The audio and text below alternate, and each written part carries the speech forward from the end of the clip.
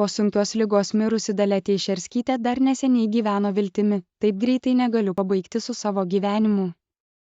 Pirmasis apie Dalia Teišerskytės mirtį pranešė naujienų portalas Žmonės LT. Portalo žiniomis vos prieš porą dienų ji buvo paleista iš ligoninės į namus, kad galėtų paskutinės gyvenimo dienas praleisti su šeima.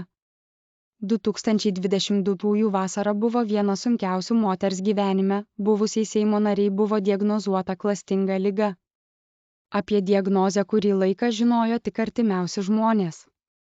Ta pačią vasarą Daliai Teišerskytei buvo atlikta ir operacija, paskirtas sudėtingas gydymas, kurį laiką atrodė, kad liga atsitraukė, tačiau ją vis tiek prižiūrėjo medikai.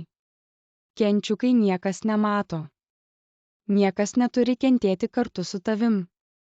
Nebent tavo patys pačiausi vaikai, anūkės. Jie man labai padeda sunkiu metu. Kur reikia, nuveža kai reikia, parveža kai reikia, perriša kai reikia, paglosto kai reikia, paverkia kartu. Bet kuo čia dėti kiti žmonės? Kodėl aš juos turiu užkrėsti savo niūrumu, ligomis, problemomis? Apie savo ligą laidoje Kako 2 tuomet nenoriai kalbėjo Dalia Teišerskytė. Kai liga grasina atimti brangiausią gyvenimą, žmonės išmoksta džiaugtis kiekvieną akimirką. Dalia susigalvojo naują ritualą, paskutinės vasaras kasryt basa braidžiojo po rasą.